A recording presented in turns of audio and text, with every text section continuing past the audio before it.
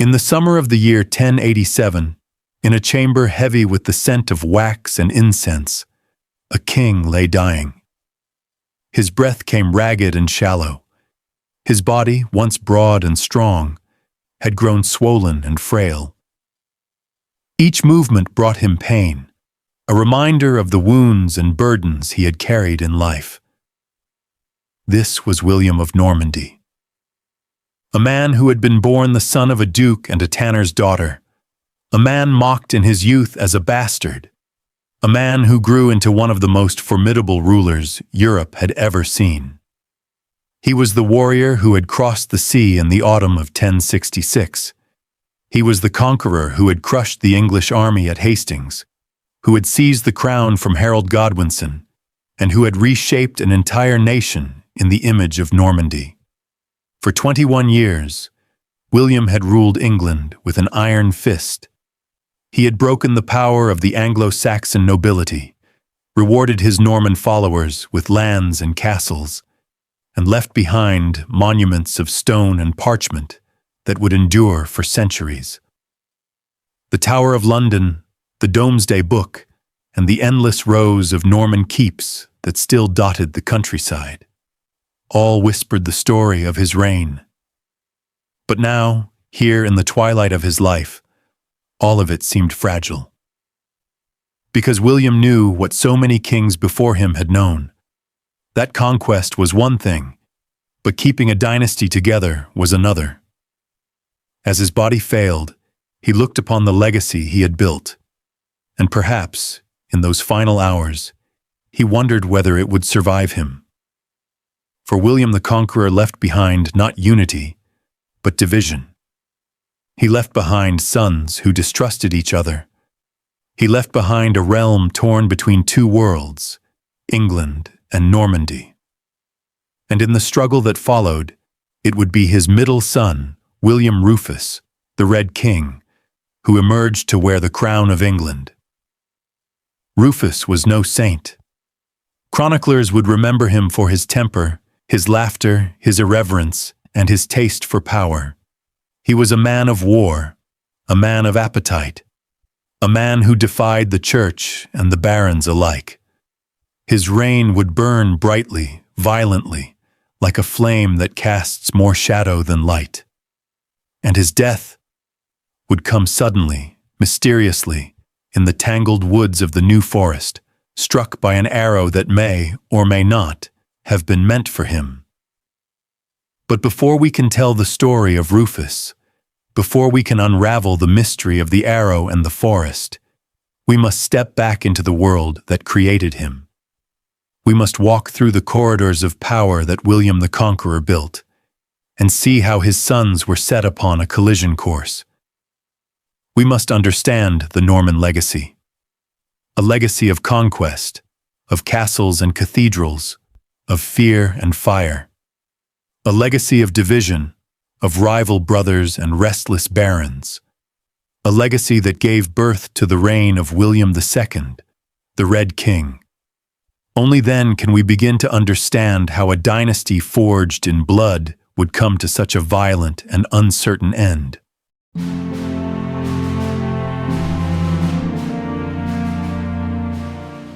To understand the story of William Rufus, we must first step back to a world before his reign, before his crown, back to the England that his father, William the Conqueror, so violently reshaped. England before 1066. In the mid-11th century, England was a land with deep roots. It was not yet the kingdom of stone castles and Norman lords that we so often imagine.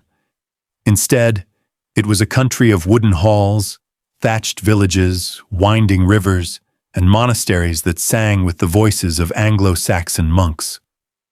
The English people were bound together by tradition, a tradition shaped over centuries by kings like Alfred the Great, Ethelstan, Edgar the Great Peaceful, and most recently, Edward the Confessor.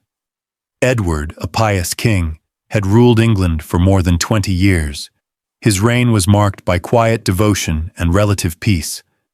Under Edward, England had a stable monarchy, strong earls who commanded regions like Wessex and Mercia, and a church steeped in Anglo-Saxon identity. But beneath the surface, there were cracks. Edward died childless in January of 1066, leaving the question of succession wide open. Who would rule England? The Witan, the Council of English Nobles, chose Harold Godwinson, Earl of Wessex, one of the most powerful men in the land. Yet across the sea, in Normandy, another claimant stirred. William, Duke of Normandy. The Norman Duke William was no ordinary rival. He was the illegitimate son of Robert I, Duke of Normandy, born to a mother of low birth, the daughter of a tanner. In his youth, he had been mocked as William the Bastard. But William had something that few men possessed: relentless will. Through assassination plots, rebellions, and betrayals, he had clawed his way to survival, and by the time he reached manhood, he was the undisputed Duke of Normandy. His duchy lay across the Channel, a land of stone keeps and warrior knights, a place where the culture of France mixed with the ferocity of the Vikings who had once settled there. William had long claimed that Edward the Confessor had promised him the English crown. He also insisted that Harold Godwinson himself had sworn an oath to support his claim. And so, when Harold was crowned king in 1066, William felt betrayed. There could be only one response: invasion. The year of 3 kings. 1066 was a year unlike any other.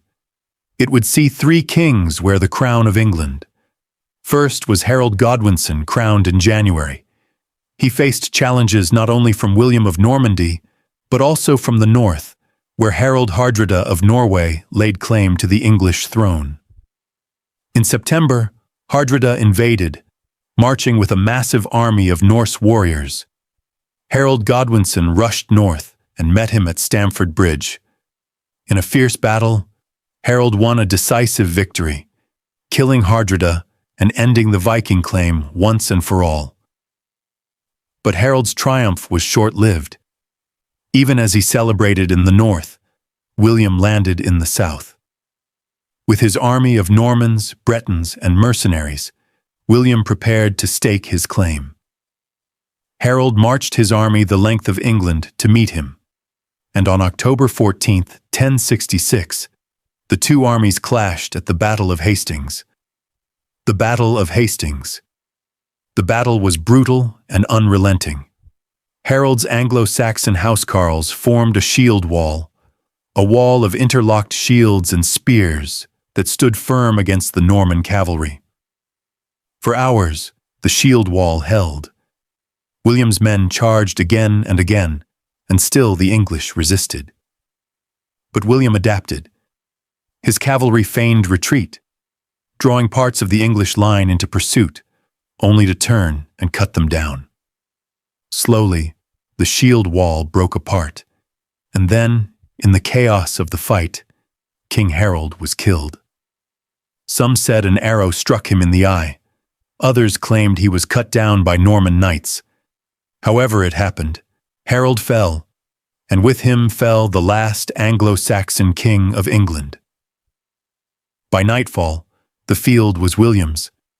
The dead lay scattered across the hillside, and England's fate was sealed. William was crowned King of England on Christmas Day, 1066, in Westminster Abbey. But his conquest was not complete. The English did not simply submit to their new Norman ruler. Rebellions erupted again and again in the years that followed. The North rose in defiance. Mercia and East Anglia resisted. Even London simmered with unrest. William responded with ferocity. His knights crushed uprisings, his castles garrisoned key towns, and when the North dared to rebel, William unleashed one of the darkest episodes in English history: the harrying of the North. His armies swept through Yorkshire, burning villages, slaughtering livestock, destroying crops. Men, women, and children were left to starve. Chroniclers recorded famines so severe that people resorted to eating dogs, cats, and even human flesh. Some areas lay desolate for generations. It was terror as a weapon of rule, and it worked. Resistance was broken. William remade England in Norman image. The Anglo-Saxon nobility was dispossessed, their lands stripped away and granted to Norman barons. Families that had held estates for centuries vanished overnight. In their place rose a new elite, men who owed their power and loyalty directly to the king. Castles rose across the land. These were not the timber halls of the Anglo-Saxons, but towering keeps of stone. They were fortresses from which Norman lords could dominate the countryside and suppress rebellion. The church, too, was reshaped. Norman bishops replaced English ones, monasteries were reformed, and great cathedrals began to rise. The cultural and spiritual fabric of England was rewoven in Norman hands. And to ensure his control, William ordered a survey unlike any seen before, the Domesday Book. It catalogued every piece of land, every plow, every villager, every ox. Nothing was overlooked. It was a tool of taxation, yes, but also a declaration of dominance. William knew every inch of his kingdom. By 1087, William had ruled England for 21 years. He had imposed his will on the land, crushing resistance and remaking the kingdom in his own image. But peace was fragile. The barons were powerful, the English people resentful, and William's sons ambitious. His empire stretched across the Channel, binding Normandy and England together, but it was an empire balanced on the edge of a blade. And when William died that year, the balance shattered. He left behind 3 sons, Robert, William Rufus, and Henry, and with them, a legacy not of unity, but of rivalry. The world before Rufus was one of conquest, revolution, and fragile order. It was a kingdom scarred by fire, watched over by stone castles, and ruled by men who owed their power to violence. This was the stage upon which William Rufus would step, a kingdom divided by ambition, heavy with suspicion, and shadowed by the memory of his father, the Conqueror. And from this world, the story of the Red King would begin.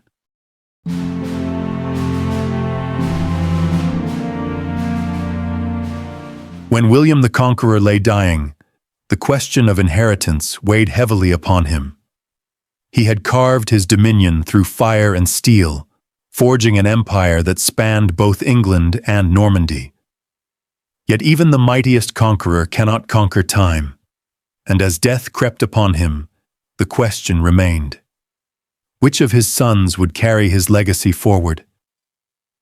The conqueror had 3 surviving sons, and each bore the mark of a different destiny. Robert Curthose, the eldest, had long been Duke of Normandy. By tradition, he should have inherited everything: the Kingdom of England, the Duchy of Normandy, and with it, the mantle of leadership that his father had worn with such ruthless authority. But Robert was not his father. Where William was iron-willed, Robert was mercurial. Where William was decisive, Robert wavered. For years, Robert had quarreled with his father, even taking up arms against him. Their relationship had been poisoned by distrust, and though Robert possessed the title of heir, he had squandered the substance of his father's faith. Then came William Rufus, the second son. Fiery in temper, sharp of tongue, and restless in ambition, Rufus was his father's likeness in more ways than one. His laughter was loud, his appetites fierce, his temper quick to burn. He was no stranger to violence and no stranger to command. If Robert was hesitant, Rufus was bold, perhaps too bold.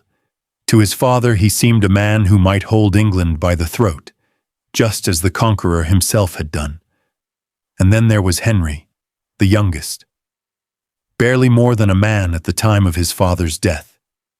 Henry was shrewd, calculating, and observant. He had not yet proven himself on the field of battle, nor had he been entrusted with great authority. Instead, Henry carried the patience of one who waits and watches. He was given education, coin, and the subtle lessons of power. Yet William gave him no lands, no title of rule, no fortress to call his own. He was left with money and the hunger to one day seize more. Tradition dictated that Robert, the firstborn, should inherit all. But William the Conqueror defied tradition. He trusted Rufus more with England's restless lords than Robert, whom he judged unfit for the English crown. And so the Conqueror split what he had forged. Robert was confirmed as Duke of Normandy. William Rufus was crowned King of England, and Henry was left landless, a young man burdened with wealth, but without dominion. This division was more than the splitting of estates. It was the planting of discord, the scattering of seeds that would one day grow into open conflict. For Normandy and England were not separate worlds. They were bound together by blood, by trade, by the loyalties of knights and barons who held lands in both realms. To divide them between brothers was to invite rivalry, to make inevitable the clash of suspicion, envy, and ambition. In this precarious balance, William Rufus ascended the throne of England. His rule would not be the quiet passing of a crown, but the beginning of a storm that would rumble across two realms, testing the loyalty of barons, the patience of the church, and the endurance of a king whose destiny was written not in peace, but in blood.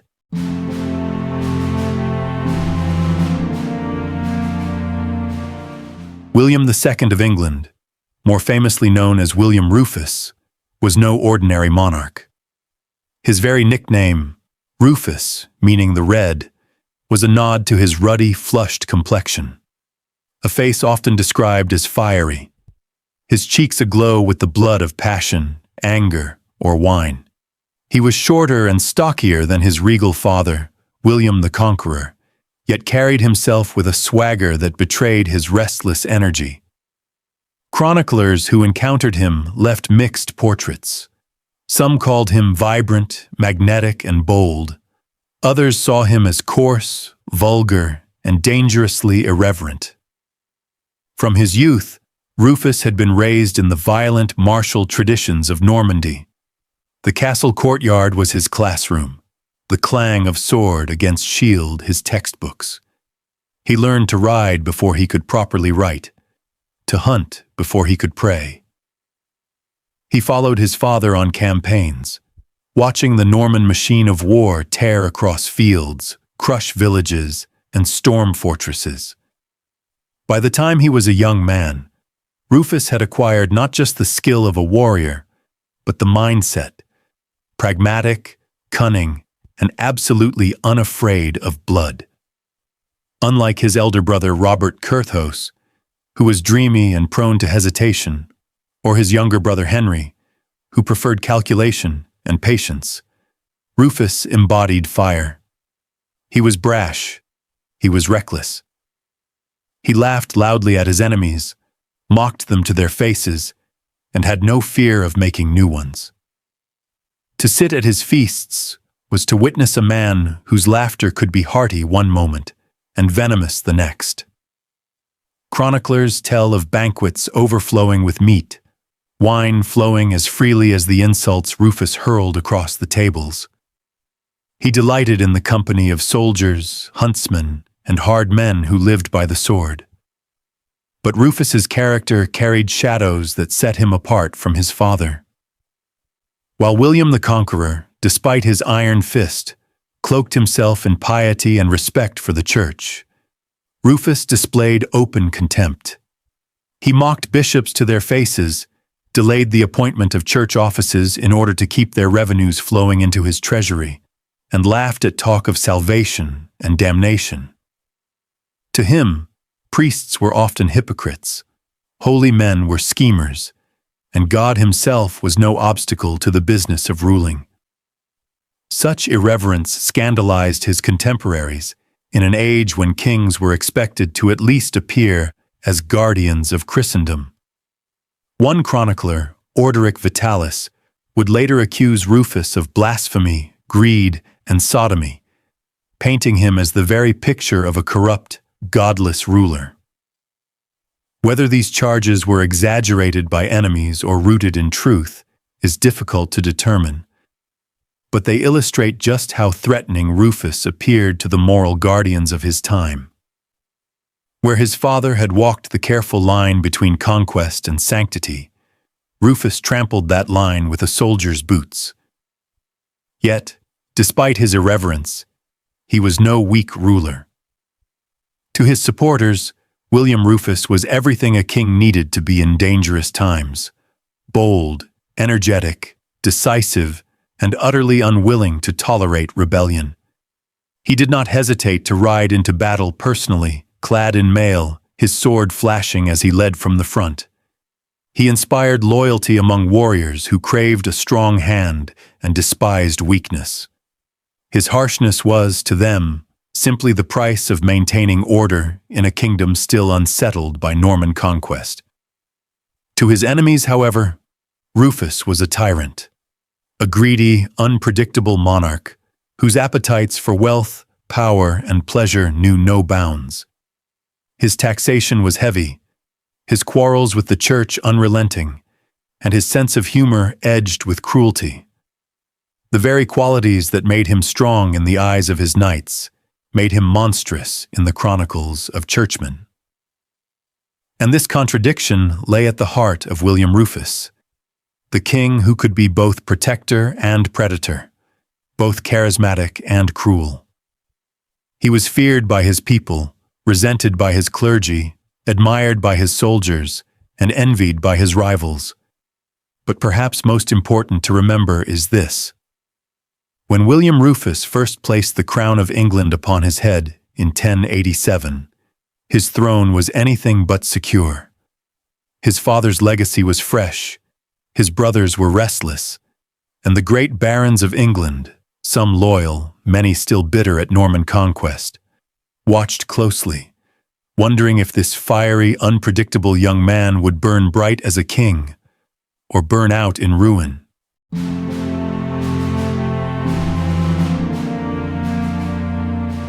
England, in the wake of William the Conqueror's death, was a land on edge. The crown had passed to his second son, William Rufus, but not all accepted the settlement. The Norman world was divided, not just by sea, but by allegiance. Many of the most powerful barons of the realm were men of two worlds. Their roots lay deep in Normandy, but their wealth and power flowed from English lands. Their hearts, their ambitions, and their loyalties were torn in two directions. Should they cast their lot with Robert Curthose, Duke of Normandy, the elder son of the Conqueror and rightful by primogeniture? Or should they bend the knee to William Rufus, a man many regarded as brash, impulsive, and undeserving of the crown he wore? Almost immediately, whispers of discontent spread. In smoky halls and timbered castles, in the vaulted chambers of monasteries, and in the murmur of the market square, men spoke of rebellion. What if Robert came across the Channel? What if Normandy and England could be reunited under his rule? Many of the great lords, chief among them Odo of Bayeux, half-brother of the Conqueror, and once one of the greatest powers in England, threw their weight behind Robert. By the spring of 1088, the country teetered on the brink of civil war. Fortresses that had once flown the king's banner now bristled with hostility. Armories rang with the sound of weapons being sharpened. Banners were unfurled, not in loyalty to the new king, but in defiance. Rebellion was not a distant possibility. It was reality. And yet, amid the turmoil, William Rufus revealed something of his true character. He was not simply the hot-headed warrior that many dismissed him as. He proved himself shrewd, calculating, and above all, pragmatic. Instead of relying on brute force alone, Rufus turned to a far subtler weapon: persuasion. He understood the discontent of his barons and the grievances of his knights. He made promises, generous, sweeping promises. He vowed to cut oppressive taxes. He pledged to return confiscated lands. He declared that he would rule with fairness, mercy, and a new spirit of justice. Whether he meant these vows sincerely or whether they were nothing more than a temporary expedient scarcely mattered. For the moment, the words worked. Gradually, key men who had wavered in their loyalty began to shift back to his side. Some believed his promises. Others were drawn by his charisma and bold energy. Still others, perhaps, simply feared the uncertainty of backing Robert across the sea. Whatever their motives, Rufus's camp grew stronger, while the rebels' cause began to falter. When the moment of confrontation came, Rufus acted decisively. He and his loyalists struck against the rebels, besieging their strongholds and breaking their armies apart. The rebellion, though fierce, lacked the unity and determination to withstand a king who had secured the loyalty of just enough men to make the difference. By summer's end, the uprising was crushed. Odo of Bayeux was defeated, stripped of his power, and banished to Normandy. Other rebels bent the knee, their castles surrendered, their ambitions broken. The throne of England was secure, at least for now. But the lesson of 1088 lingered with William Rufus for the rest of his reign. He had learned that raw strength alone would not guarantee obedience. Armies and fortresses mattered, but so did negotiation, manipulation, and the calculated distribution of royal favor. A king, he realized, must be both warrior and schemer, both hammer and hand extended in promise. And so, the rebellion of 1088 was more than a victory. It was Rufus's baptism of fire as king. He emerged from the crisis hardened, sharpened, and convinced of one enduring truth. Power rested not only on the sword, but on the art of bending men's wills to serve his cause.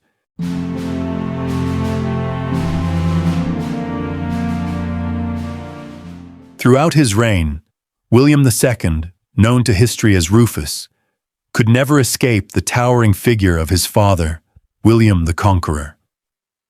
The very name, the Conqueror, resounded like thunder across England and Normandy, casting a shadow so vast that his sons could scarcely step outside it. For the people of the realm, the memory of the elder William was not a distant echo, but a living presence that seemed to haunt every castle, every charter, every royal decree. William the Conqueror had been no ordinary monarch. He was a man of iron, who rose from a disputed birth in Normandy to become the most feared ruler in Western Christendom.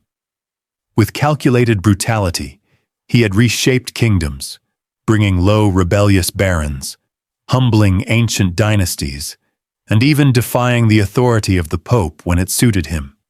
His triumph at Hastings in 1066 was more than a victory. It was the forging of a new England, an event that cleaved history into two ages, before the conquest and after it. The monuments of his power still loomed in Rufus's day.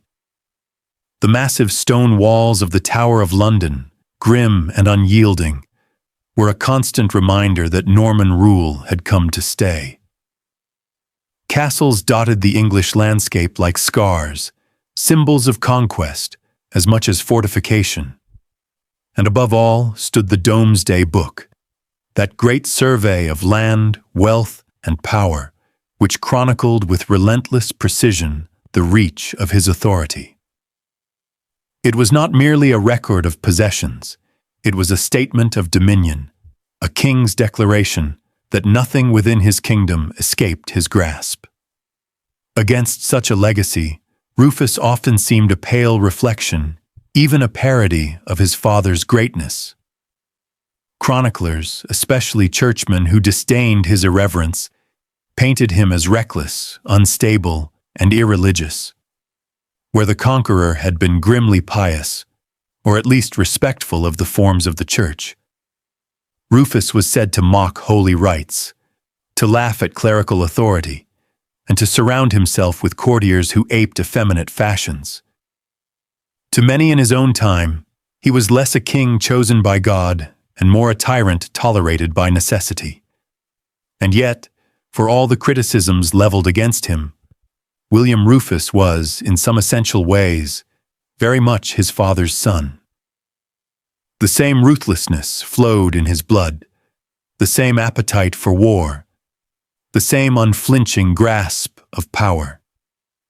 He might lack the patience, the careful calculation, and the solemn dignity that had made the conqueror a figure of awe. But Rufus carried forward the inheritance of conquest, an inheritance written not in parchment, but in steel.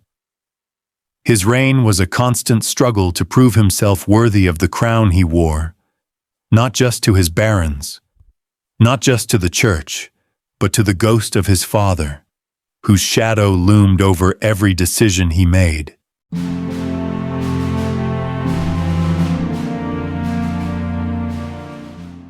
By the autumn of 1087, William the Conqueror lay dead, and his second son William, nicknamed Rufus for the ruddy hue of his complexion, took the throne of England.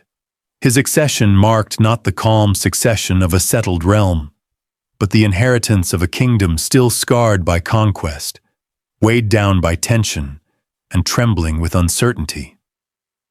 The Norman victory at Hastings in 1066 had carved a new dynasty into the heart of England, but 2 decades of rule had not erased the bitterness of the conquered. The Anglo-Saxon nobility had been stripped of lands, their manors handed over to Norman knights who raised stone castles like clenched fists across the countryside. The peasants toiled under harsher demands than before, and though silence reigned on the surface, resentment smoldered beneath. England was conquered, but it was not yet at peace. William Rufus inherited not only his father's crown, but his father's enemies. The Anglo-Saxon populace remembered their lost kings, whispering the names of Harold and Edgar the Etheling. The Norman barons, granted vast estates, were restless and hungry for more power, never fully loyal to the throne that had elevated them. Across the Channel, Normandy was in the hands of his elder brother, Robert Curthose, a rival whose claim to England was strong enough to inspire rebellion. And above it all, there loomed the Church, mighty, watchful, and often hostile to a king whose fierce will did not bend easily to the demands of Rome. Rufus stepped into this storm not as a cautious monarch, but as a man who relished conflict. He did not shy away from danger, nor did he seek the quiet path of conciliation. Instead, he embraced the trials of kingship as a battlefield where cunning, ruthlessness, and audacity would serve him as well as any army. His reign would be defined not by stability, but by struggle, by wars fought against his brothers and his barons, by the endless extraction of wealth to fuel his ambitions, and by a bitter contest of wills with the Church of England. Under Rufus, the royal coffers swelled with coin wrung from taxation, justice was wielded as a weapon of profit, and land became a prize to be redistributed at the king's pleasure. To his allies, he was a master of opportunity. To his enemies, a tyrant cloaked in the trappings of kingship. And yet, despite his boldness, his life would not be cut short in the clash of battle or the triumph of rebellion. No foreign invasion unseated him, and no civil war cast him down.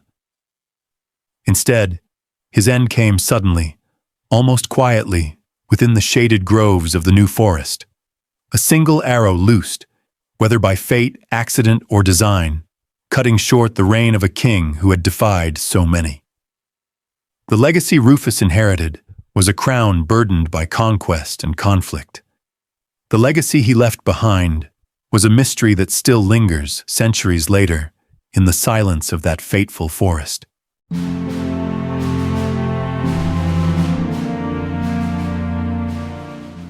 The legacy of William the Conqueror was more than a crown passed from father to son. It was a kingdom forged in conquest, a land scarred by fire and blood. It was a throne won with steel but shadowed by suspicion. And for William's son, the man they would call Rufus, that legacy was both his birthright and his curse. The inheritance of Normandy and England brought not only power, but enemies. Old rivalries simmered in the ashes of Hastings. The dispossessed Anglo-Saxon nobility waited in silence, their pride unbroken. The church glared with watchful eyes, whispering of judgment. And even within his own family, brothers, cousins, barons, ambition gnawed at loyalty like rust on iron. For in the turbulent world of Norman kingship, enemies did not vanish. They lingered, they plotted, they struck only when the moment was right. And so begins the tale of William II, Rufus, the Red King. A king of restless fire, whose temper burned hotter than the crown he wore. A ruler of fury, whose defiance shook the power of church and baron alike.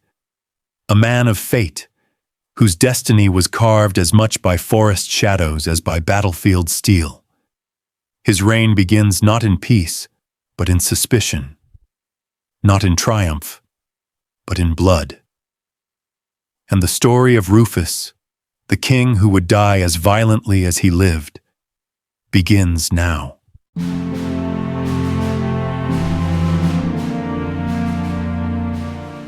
The year was 1087, and the kingdom of England held its breath.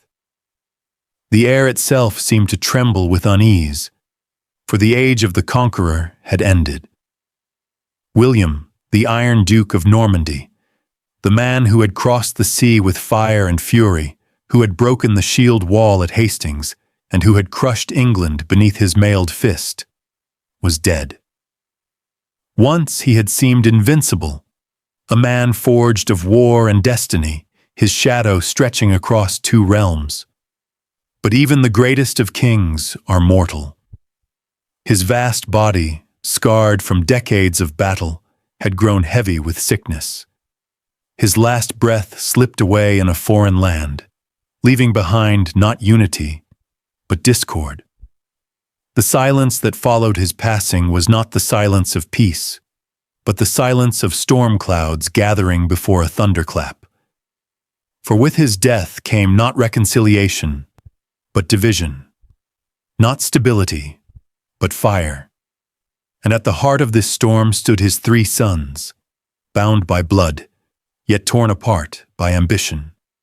Robert, the eldest, proud but indolent, forever at odds with his father's iron will. William, the second, fiery of temper and sharp of wit, a man who would soon be known as Rufus, the Red King. And Henry, the youngest, clever and calculating, left with silver in hand but hunger in his heart.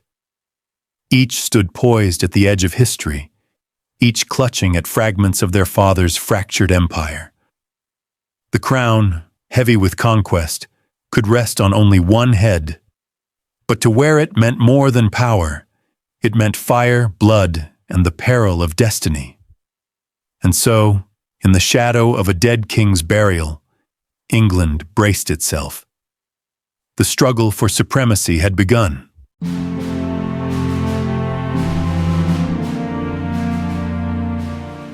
William the Conqueror, once the iron fist of Christendom, approached his end not on the battlefield where he had so often triumphed, but in a bedchamber filled with the scent of sickness and the weight of regret. The mighty Duke of Normandy and King of England, whose shadow had loomed over Europe for more than 2 decades, now lay broken, His body, once hardened by war and conquest, had grown vast and unwieldy, consumed by illness and age. The man who had crossed the Channel with steel and fire, who had carved kingdoms with blood, now found himself powerless against the slow march of death. As he lingered, he was tormented not only by pain, but by reflection. He remembered the fields of Hastings, the burning villages of England, and the oaths he had sworn and broken along the way. His victories had given him crowns and riches beyond imagining, but they had also sown bitterness and rebellion in the lands he ruled. Whispers filled the corridors of his palace, whispers of the cruelty of his rule, of the oppression endured by the English, of the barons who smiled in his presence yet sharpened daggers in the dark. William, even as he gasped for breath, knew that he had forged an empire too vast, too unstable, to endure in peace. When the time came to divide his realm, his decision was not one of unity, but of fracture. Normandy, the cradle of his dynasty, he entrusted to his eldest son, Robert Curthose, a man respected for his courage, but cursed with recklessness and poor judgment. Robert had long been at odds with his father, even taking up arms against him in rebellion. Yet bloodline demanded that Normandy pass to him, and so it was given, even as doubt clouded William's mind. England, the jewel torn from Harold's grasp at Hastings, the land that had cost William so much blood, sweat, and fire, was given to his second son. William, the Red, called Rufus for the fiery hue of his face and hair. Unlike Robert, Rufus was ruthless, quick-tempered, and unyielding, a man his father believed strong enough to hold the English throne against barons and bishops alike.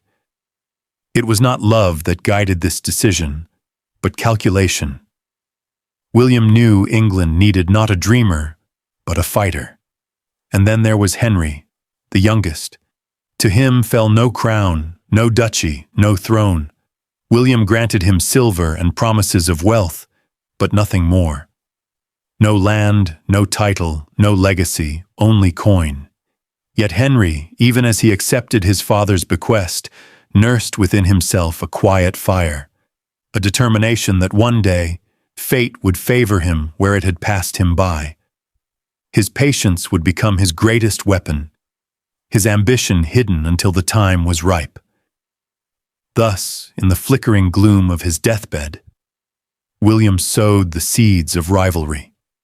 His empire, which he had carved with sword and fire, was torn apart by his own hand, divided among sons whose ambitions burned as fiercely as his own.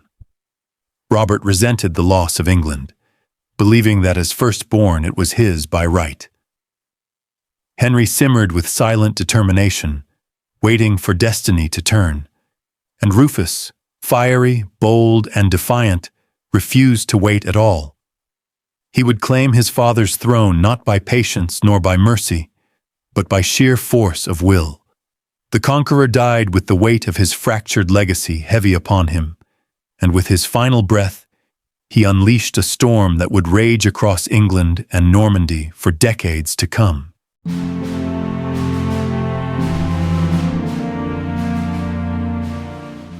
The death of William the Conqueror had barely settled into rumor before his second son, William Rufus, made haste to seize what he believed was his birthright.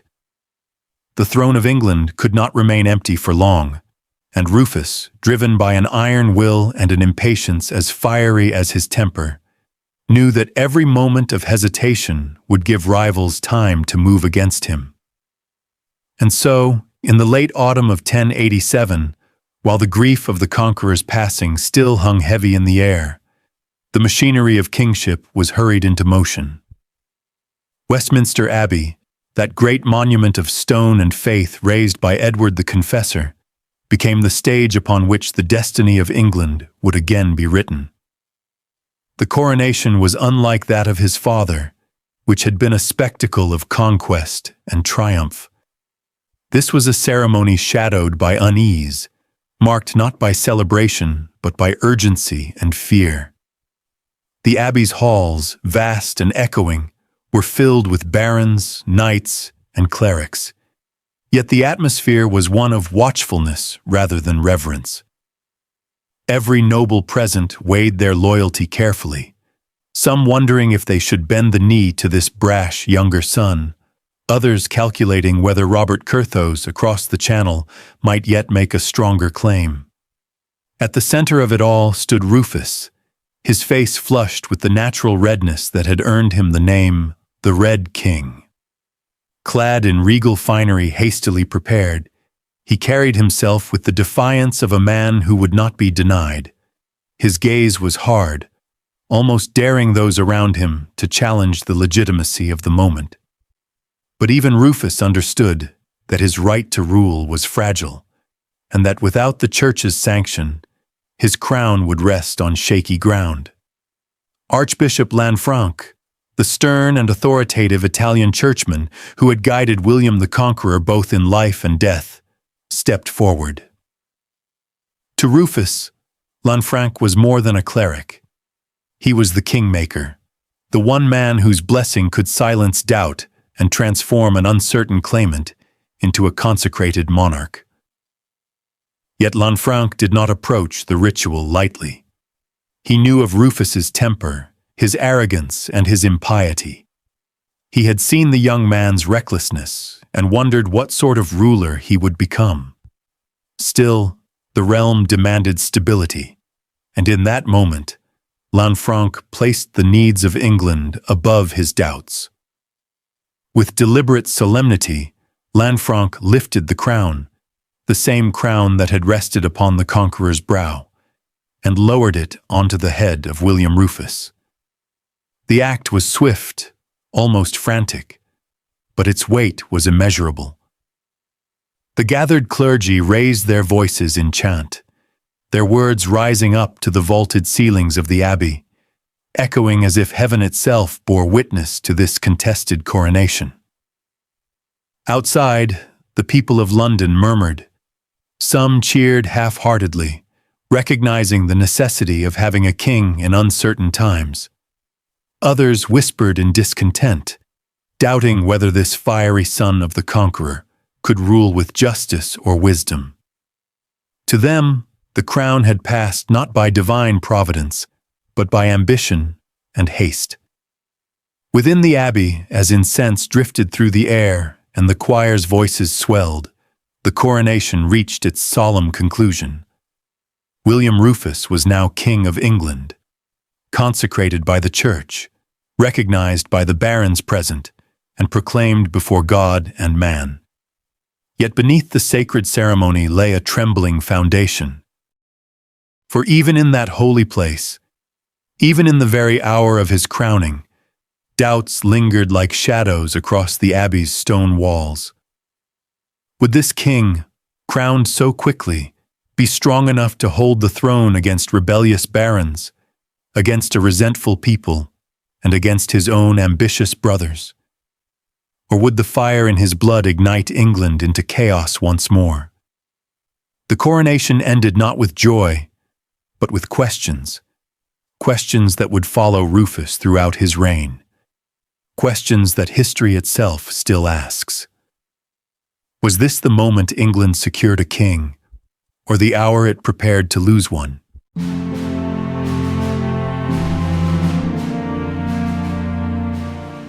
No sooner had the crown touched the brow of William Rufus than the kingdom itself seemed to ignite in turmoil. The ceremony of coronation, solemn and fraught, had barely faded from memory when whispers of discontent spread like embers through the halls of England.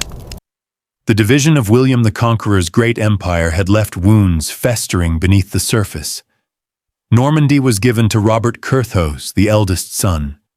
England to Rufus, the bold and fiery second-born.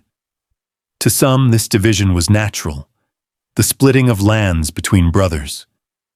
But to the Norman barons, who straddled the Channel with estates on both shores, it was a wound that bled chaos. Their loyalty could not be split. Their ambitions demanded unity, and in their eyes, only Robert, the Duke of Normandy, could provide it. In stone castles and timber keeps, in hidden chambers where the torches smoked against cold walls, barons and knights gathered. Their oaths, spoken in hushed voices, carried venom and treachery. England and Normandy must be one, they swore, and it shall not be under Rufus. The air thickened with conspiracy. The clash of goblets at secret feasts masked the murmur of rebellion. Scrolls sealed with wax traveled across the Channel, bearing promises of allegiance to Robert. Norman lords within England pledged their swords to his cause, their banners waiting only for the moment to rise. And leading them, a figure of immense power, feared and revered alike, Odo, Bishop of Bayeux. Half-brother to the Conqueror, a man of both the church and the sword, Odo raised his standard high against the very nephew he had helped to crown. It was not merely a rebellion, it was a betrayal born of blood. The countryside quaked with uncertainty. Farmers tilled their fields under skies heavy with storm clouds, knowing war might trample their harvest before it could be reaped.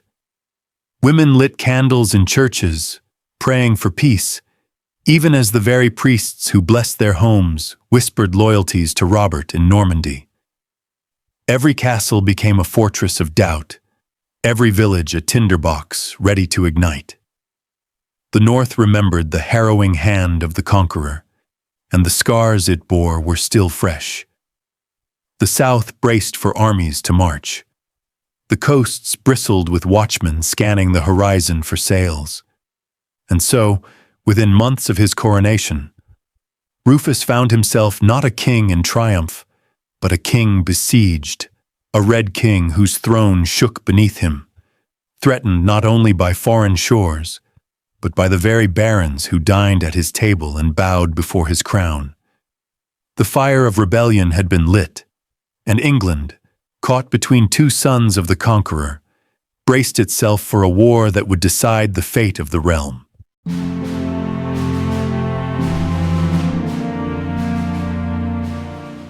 The rebellion against William Rufus was not a slow ember, but a fire threatening to engulf the realm. His crown was still new upon his brow, his throne barely settled beneath him, when the whispers of treachery became open defiance. But Rufus was no hesitant monarch. He did not waver. He did not wait. His response was as swift as it was merciless. The Red King mounted his warhorse and rode with fury that seemed to set the land itself aflame. Where others might have parleyed or hesitated, Rufus acted. He gathered his loyal knights and thundered across the kingdom, determined to strike terror into those who dared to challenge him. Castles that had once stood proudly in defiance were stormed with brutal efficiency. Stone walls cracked beneath siege engines, gates splintered under iron and fire, and banners of rebellion were ripped down and cast into the mud. The garrisons who had sworn loyalty to his enemies were shown no mercy. Some were executed as an example, their corpses left hanging upon the walls as grim warnings. Others were scattered like leaves in the wind, forced to flee before the relentless onslaught of the king's armies. But Rufus's fury did not end at the castles of his noble rivals.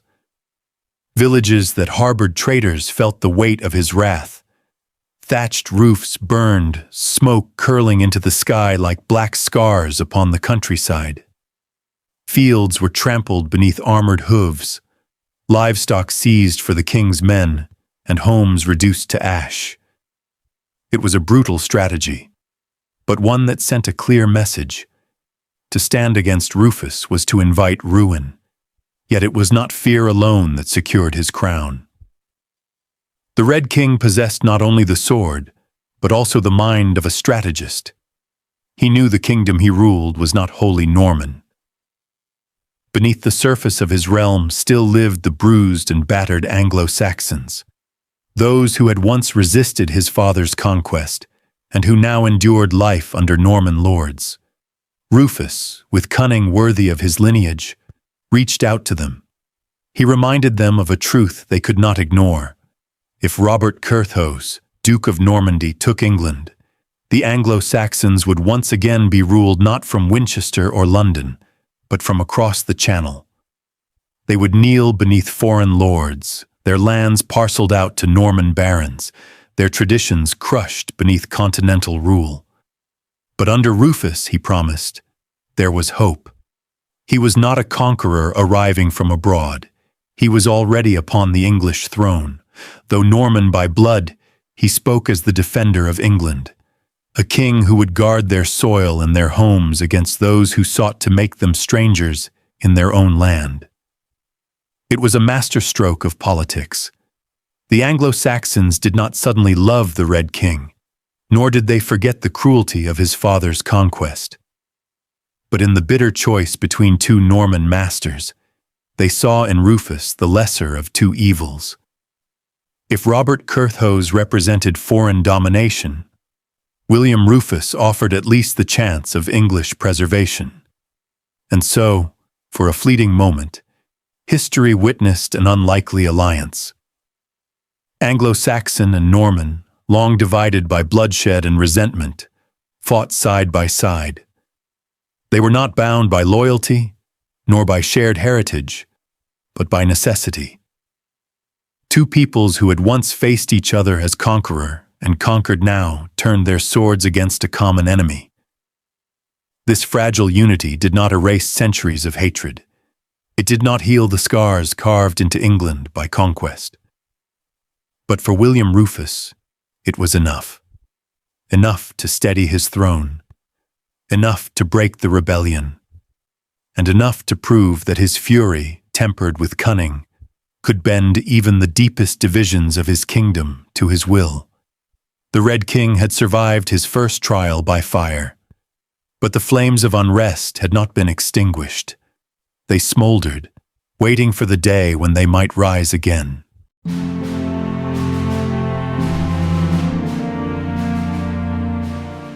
Though William Rufus had seized his crown and beaten back rebellion within England, his truest enemy did not sit in a hall across the Thames, but across the rolling waters of the Channel. There, in the Duchy of Normandy, lingered the ever-present shadow of his elder brother, Robert Curthose. Robert was no conqueror, nor a statesman of sharp mind. Chroniclers often painted him as indolent, indecisive, and at times foolishly generous.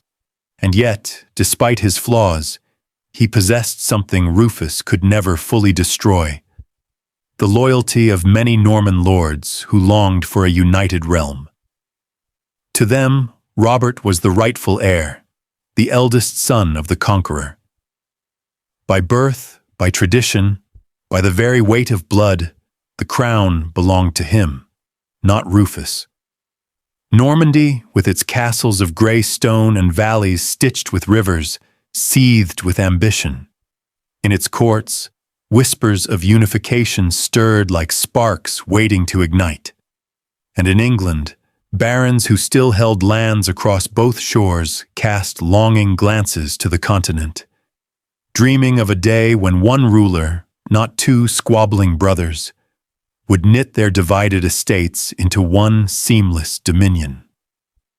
Thus, the Channel became not a barrier, but a battlefield. Time and again, Rufus crossed those turbulent waters, his ships pushing through salt spray and storm. Time and again, he landed on Norman soil, sword in hand, seeking to fracture his brother's fragile rule. For Rufus knew a bitter truth. His survival as King of England depended not only on his strength at home, but on the division of his father's legacy. A divided realm kept Robert weak, and so long as Robert was weak, Rufus could hold his throne. But the cost of this endless strife was ruinous. War is not fed by loyalty nor by valor, but by gold. To keep his armies marching, to fill the ranks with mercenaries willing to die for coin, Rufus demanded payment from his realm. taxes fell upon England like a grinding weight. From the bustling markets of London to the poorest huts of the countryside, silver was scraped from hands that had little to give. The king's sheriffs became notorious, wringing every ounce of wealth from villagers, pressing peasants until their backs bent lower than their plows. Churches, too, were not spared. Monasteries and bishoprics, once thought sacred from royal demand, felt the claws of Rufus's treasury as he seized their revenues for war. The gold flowed, but not to the poor, nor to the church, nor to the building of peace. Instead, it was swallowed whole by the insatiable furnace of Rufus's war machine. And the people grumbled. In taverns, over mugs of ale, men muttered that the Red King cared little for his flock. On the roads, peasants cursed his sheriffs. In the cloisters, monks whispered in dim candlelight that this king was not only greedy, but godless. The barons, though enriched by their own conquests, resented being squeezed for every campaign. And the clergy, who once served as a moral pillar for Norman kings, began to murmur of sin, of avarice, of divine judgment yet to come. Thus, even in victory, Rufus sowed resentment. Each coin he took for Normandy bought him soldiers, yes, but also enemies. Each castle gained across the Channel came at the cost of goodwill lost in England. The shadow of Normandy loomed not only over his brother's duchy, but over Rufus's throne itself, threatening to darken the very crown he wore.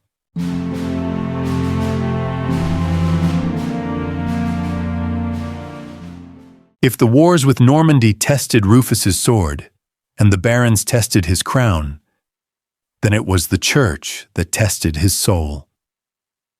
And in this contest, the Red King showed more defiance than devotion. Unlike his father, William the Conqueror, who, for all his iron will, still cloaked his reign in the mantle of divine sanction, Rufus seemed almost to revel in irreverence.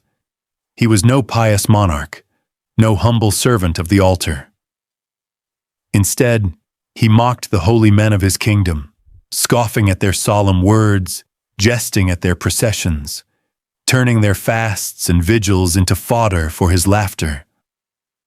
To him, the church was not a guardian of souls, but a treasury to be plundered. When a bishopric fell vacant, Rufus did not hasten to appoint a shepherd for the flock. He delayed, sometimes for years, keeping the revenues for himself, bleeding the dioceses dry while priests and parishioners languished without guidance. For Rufus, faith was measured not in prayer, but in coin. His court reflected his nature, a place of feasting, jest, and unchecked indulgence. Chroniclers speak of tables heavy with food and wine, of nights that stretched into dawn with bawdy laughter, echoing off the stone halls of Westminster and Winchester. Knights and courtiers clad in bright silks strutted about in fashions the clergy decried as sinful vanity. It was said that Rufus surrounded himself with flatterers, wits, and men of loose morals, and that little in his court resembled the sober dignity of Christendom. Yet if Rufus was irreverent, the church was not silent. At the heart of the conflict stood a man of unyielding faith, Anselm of Bec, the Archbishop of Canterbury. Where Rufus burned hot with temper and worldly desire, Anselm was austere, patient, and deeply devout. He believed in the holy mission of the church to stand above kings, to guide realms toward righteousness, to place the law of God above the law of man. The clash between the two was inevitable. Anselm, newly raised to Canterbury, sought to restore order, to fill the empty sees, to return wealth and reverence to the church. But Rufus resisted at every turn. To him, Anselm was not a shepherd of souls, but a meddler, a man daring to curb a king's prerogative. Their quarrels grew heated. At councils, voices rose, tempers flared, and accusations filled the chamber. The Red King would not bow to the crozier, and the Archbishop would not bend to the crown. It was more than a political dispute. It was a struggle for the soul of England itself. On one side stood Rufus, fierce and unrepentant, who treated the church as another vassal of his throne. On the other stood Anselm, who saw the kingdom as Christ's realm and the king as but its steward. To the common folk, these battles took on the tone of prophecy. Whispers spread that Rufus was cursed, that his disdain for holy men invited divine wrath. Monks recorded his blasphemies with horror, painting him as a tyrant of sin, a king who feared neither man nor God. And yet, Rufus did not tremble. If anything, he seemed to revel in his reputation. He laughed at his enemies, louder, it was said, than the church bells that tolled in protest. His defiance rang across England like a challenge, as though he dared heaven itself to strike him down. But in such defiance, shadows gathered. For history would remember the Red King not as a saintly ruler, but as one who stood at war with the altar, a monarch who sought to rule not with God, but against him.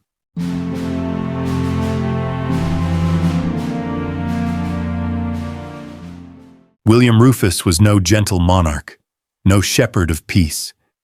He was a storm given flesh, a ruler whose presence was felt like the crack of thunder and the blaze of lightning across a darkened sky. His reign did not glow with the calm radiance of divine grace. It burned, fierce and untamed, like a torch carried into the night. And like fire, it consumed everything and everyone who strayed too close. To his enemies, William was nothing less than a tyrant. He was the king who demanded obedience through fear, who silenced dissent with iron and flame. His wrath was swift, and his punishment merciless. Many saw in him not a sovereign chosen by God, but a man who seized power by force and held it by sheer will. To his allies, however, he was something more complex. William Rufus was their sword and their shield, a bulwark against rebellion within and foreign threats beyond the Channel. He was unyielding in the defense of his crown, and those who stood beneath his banner knew that while his temper was fierce, his protection was absolute. For them, he was not simply a king of tyranny, but a king of necessity. To the common folk, Rufus was a heavy burden, pressing down upon their lives like an unrelenting weight. Taxes swelled beneath his rule, coin after coin taken from the hands of peasants, farmers, and craftsmen to fuel the fires of his court and his armies. Yet even as he drained them of wealth, he stood as a shield against greater terrors, the threat of Norman lords tightening their grip from abroad, or the specter of rebellion that might plunge the land into ruin. In their eyes, he was both oppressor and protector, the harsh storm that destroyed, but also the wall that held the chaos at bay. And above all, William Rufus was a king who cared little for the whispers of divine favor or the solemn rituals of sacred duty. Unlike his father, who cloaked conquest in the language of destiny, Rufus ruled by a different creed. His authority did not flow from heaven. It did not rest upon the blessing of bishops or the approval of the church. His was a throne forged in the fire of ambition, hardened by steel and sustained by sheer will. He was a man aflame, burning with hunger, pride, and power. A king who blazed across England's history, not as a figure of holiness, but as a firestorm, terrible and unstoppable. William Rufus was not a ruler of a gentle hand, nor a monarch cloaked in the calm dignity of peace. He was a storm given flesh, a tempest that wore a crown. His reign did not smolder quietly. It blazed like a torch thrust into dry straw, fierce and unrelenting, consuming everything and everyone who dared draw too near. To his enemies, Rufus was no king but a tyrant, a relentless force who brooked no insult and tolerated no defiance.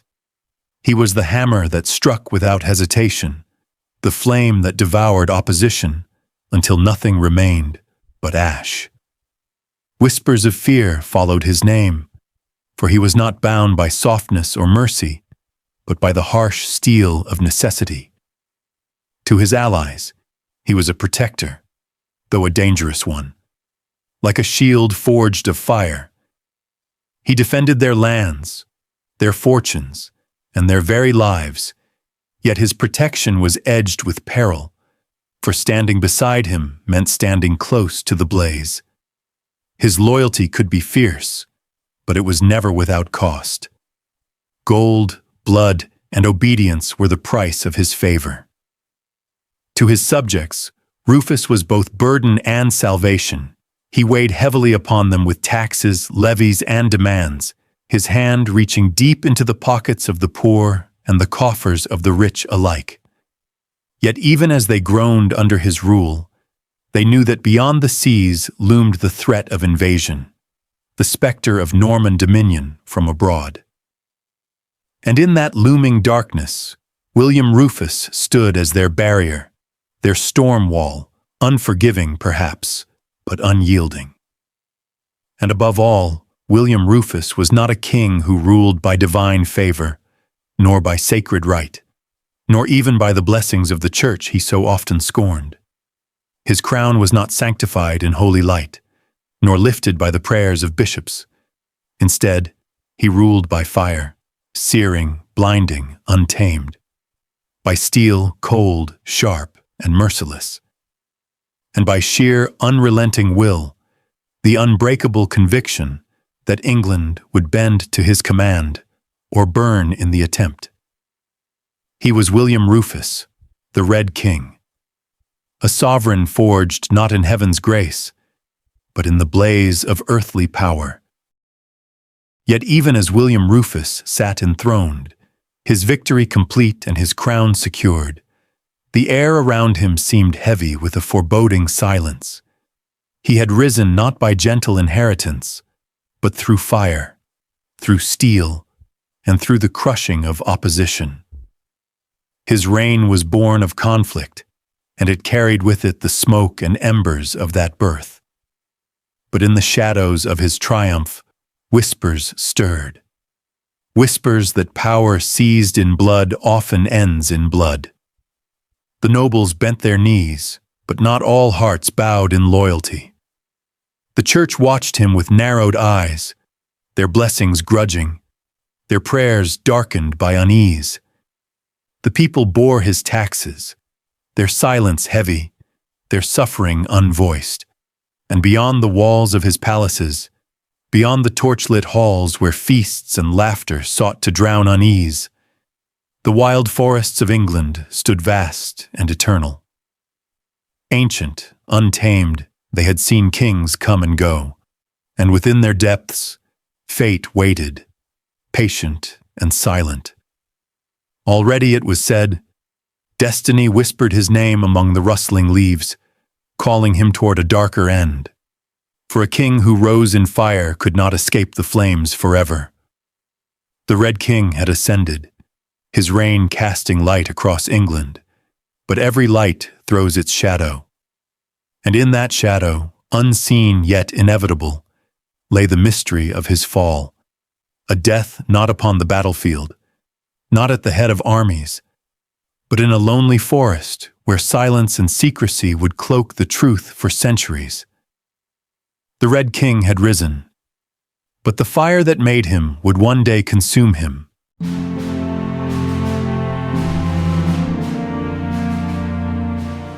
The year was 1087. The great conqueror, William of Normandy, had breathed his last breath in Rouen.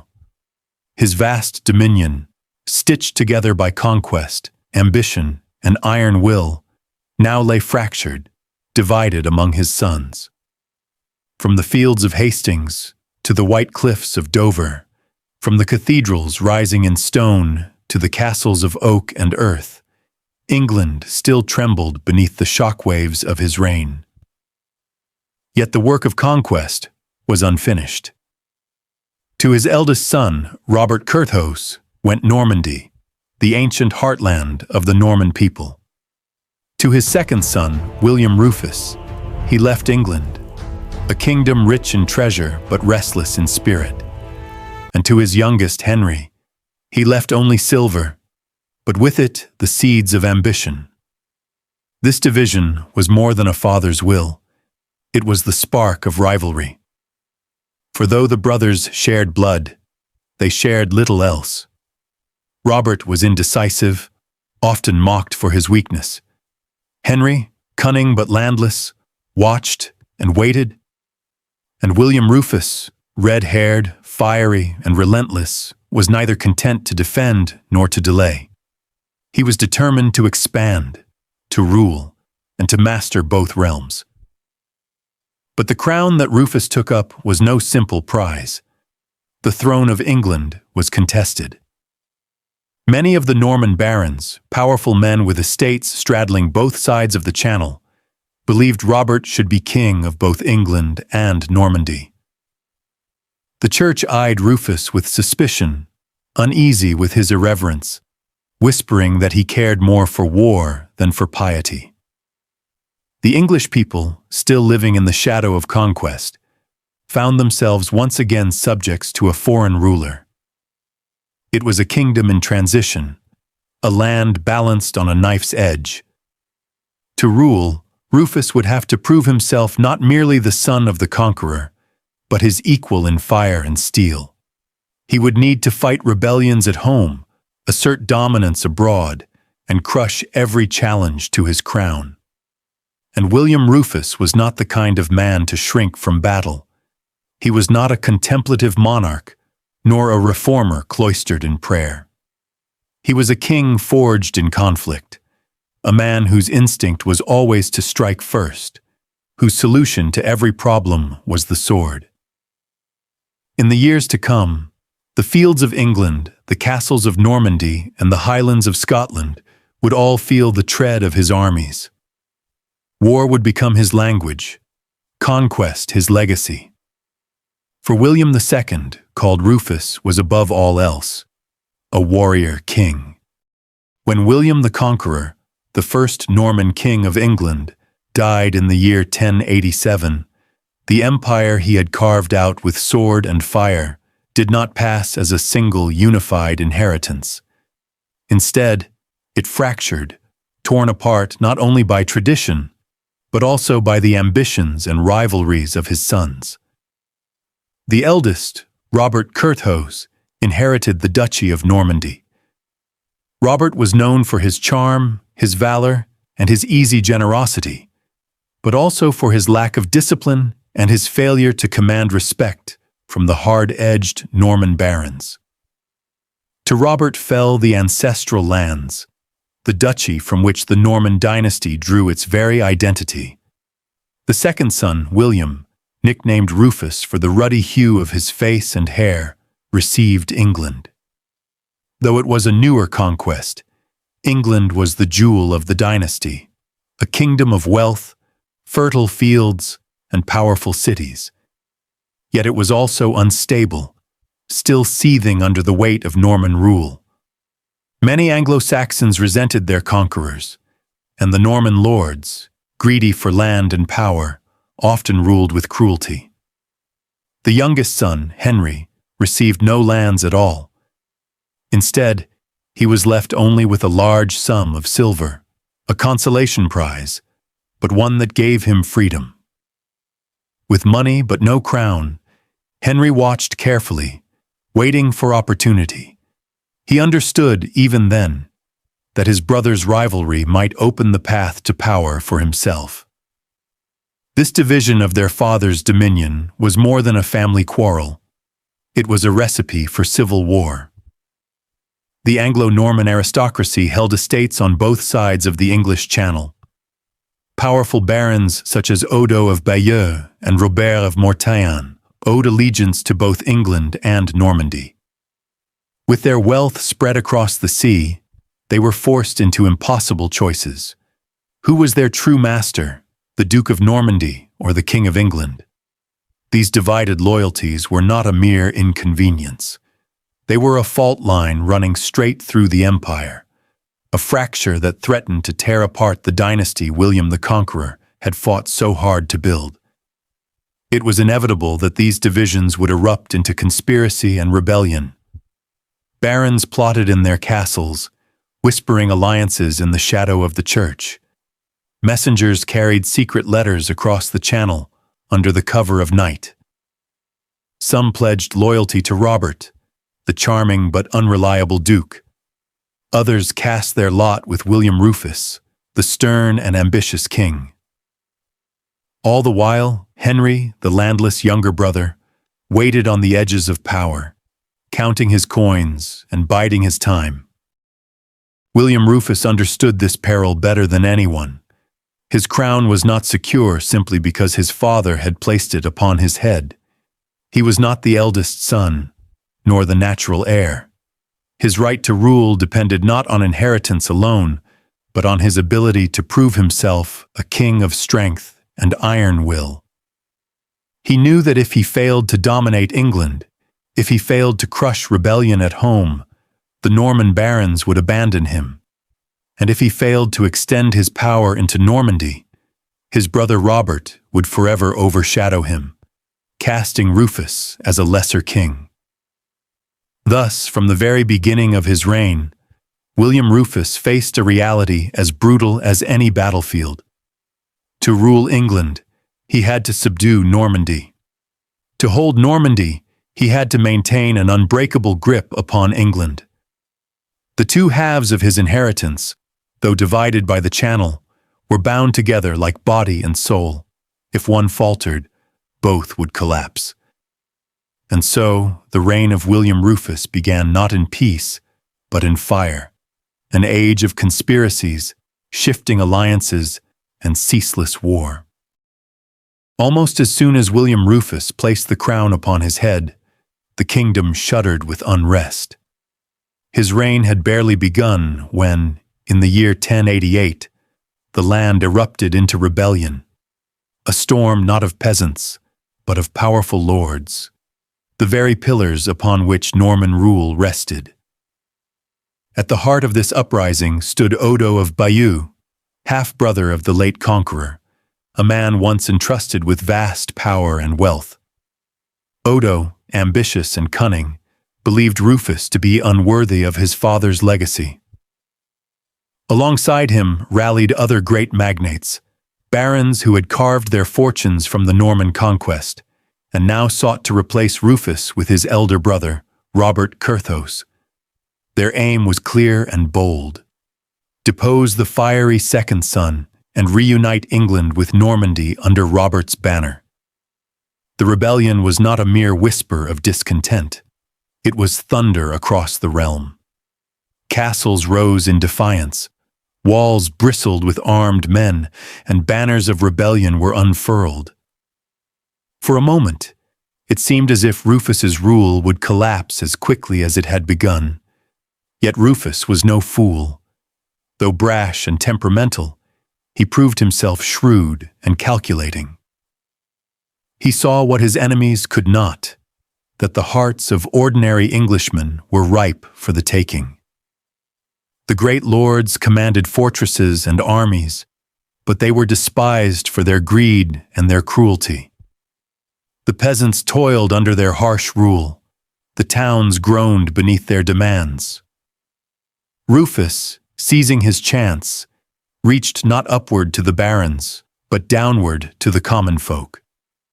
From his royal court, proclamations spread across the kingdom, promises of lighter taxes, of just laws, of burdens eased. He spoke not only to knights and nobles, but to plowmen and tradesmen, men whose loyalty had never before been courted by a Norman king. And in those words, whether sincere or not, Rufus found an army.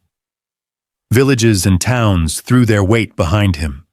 When called upon, they rallied, not for Robert Curthose, a distant figure across the sea, but for the king who promised them relief. For the first time since the conquest, the English people themselves became a weapon in royal hands. The campaign that followed was swift, merciless, and drenched in fire. Rufus marched upon rebel strongholds with ruthless determination. Siege engines battered gates, arrows darkened the skies. Smoke rose from castles set alight, their stones cracked by flame and fury. Traitors fled before his advance, and those who were captured faced the sharp edge of Norman justice. When Odo of Bayeux, once among the most powerful men in Christendom, found himself cornered, his rebellion crumbled. He was stripped of power and exiled, cast aside like a broken sword. The revolt that had threatened to unmake a king was crushed within months. Yet the victory was not without its shadow. Rufus had proven that he was more than a mere heir. He was master of England, ruthless in war and cunning in politics. But he had also revealed something darker. The promises made to win the hearts of the people, lighter burdens, fairer laws, mercy and rule, were swiftly forgotten once his throne was secured. The peasants returned to their fields, their hopes for relief fading like smoke after battle. And so, in the aftermath of fire and rebellion, Rufus's character shone in stark relief. He was a king willing to wield both sword and word, willing to strike with fire yet soothe with honeyed promises.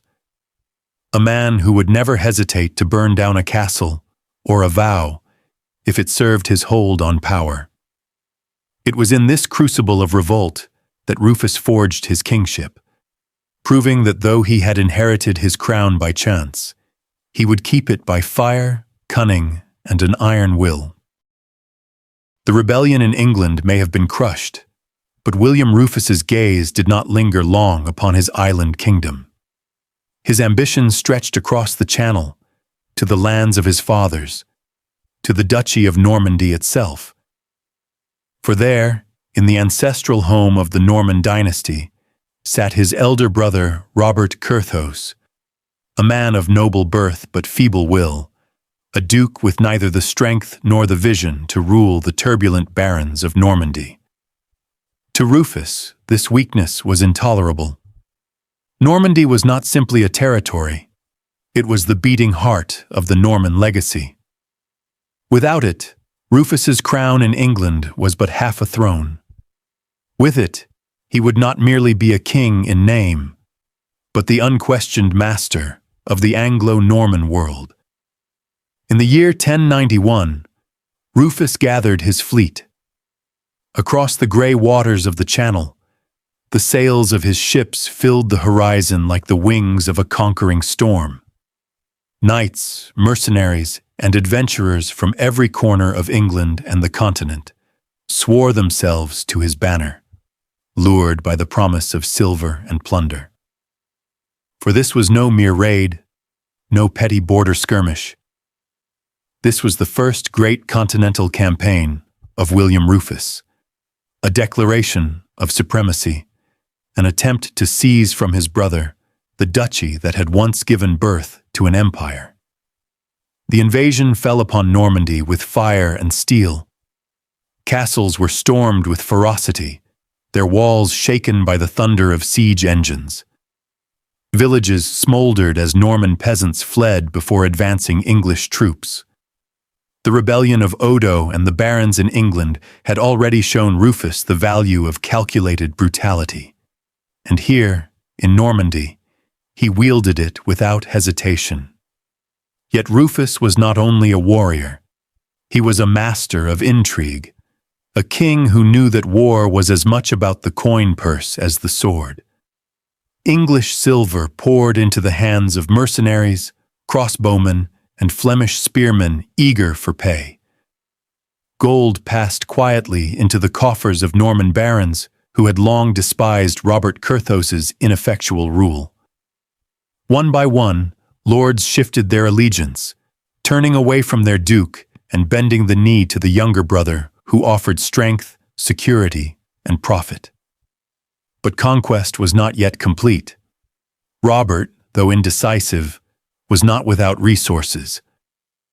Surrounded, he sought negotiation. In the same year, the two brothers struck a tenuous accord. Rufus would gain borderlands along the Norman frontier, securing footholds of power within the duchy itself. Certain barons would swear allegiance to him, their loyalty pried from Robert's weakening grasp. In return, Robert retained the ducal title and what scraps of control he could still command. It was, in truth, no peace at all, but rather a truce born of exhaustion and circumstance. Rufus returned to England with spoils and new lands, but he was not content. The seeds of conquest had been sown, and he knew the time would come to reap them. And indeed, that time came swiftly. Again and again, Rufus returned to Normandy, each campaign drawing more of the duchy under his shadow. He bled England's treasury to fund his wars, using his kingdom not as a prize, but as a base, the engine of conquest. Taxes weighed heavily upon English peasants. Silver flowed from the royal coffers into mercenary pockets, and the island realm was bent to serve its king's continental ambitions. Through bribes, threats, and calculated alliances, Rufus pulled Normandy apart at the seams. Robert was forced to bargain, humiliated and outmaneuvered, while barons flocked to Rufus's banner in exchange for coin and favor. Castles fell not only to siege but to betrayal, their gates opened at night by lords who had been promised English gold. Step by step, fortress by fortress, oath by oath, Normandy slipped from Robert's hands and into Rufus's iron grasp. By the twilight years of the 11th century, the duchy was his in all but name. For the Anglo-Norman world, this was nothing short of revolutionary. Once, England had been a conquered kingdom, won by William the Conqueror and held as a prize of Normandy. But under Rufus, the tables were turned. England was no longer the plundered, it was the plunderer. No longer the subordinate, but the center of power. From England's fields and villages, from the toil of its peasants and the silver of its treasury, Rufus forged the weapon by which he subdued Normandy. His reign marked a decisive shift in the balance of the realm. No longer was the kingdom across the Channel a mere extension of Norman might. Instead, it was Normandy itself that bent beneath the power of an English crown. And though Rufus would never bear the title of Duke of Normandy outright, his dominance was undeniable. By guile and steel, by coin and conquest, he made Normandy his, and in doing so, transformed the very axis of the Anglo-Norman Empire. To truly understand William Rufus's reign, one must look not only across the Channel to Normandy, but also northward into the rugged lands of Scotland. There, amidst mountains, forests, and storm-battered coasts, lay a kingdom whose kings had long tested England's borders. For centuries, the relationship between England and Scotland was marked by uneasy truces, sudden raids, and ambitions that could not coexist peacefully. In the year 1091, while Rufus was still deeply entangled with his brother Robert Curthose in Normandy, a new threat rose from the north. King Malcolm III of Scotland, known as Malcolm Canmore, marched southward into Northumbria. His warriors crossed the border like a flood, plundering villages, burning farms, and carrying off cattle and grain.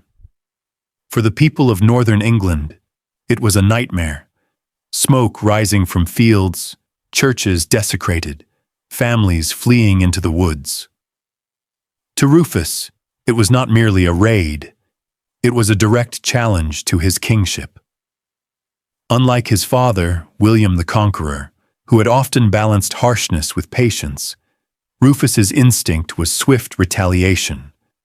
He gathered an army of formidable size: Norman knights clad in steel, English ferdmen armed with axes and spears, and mercenaries lured by gold.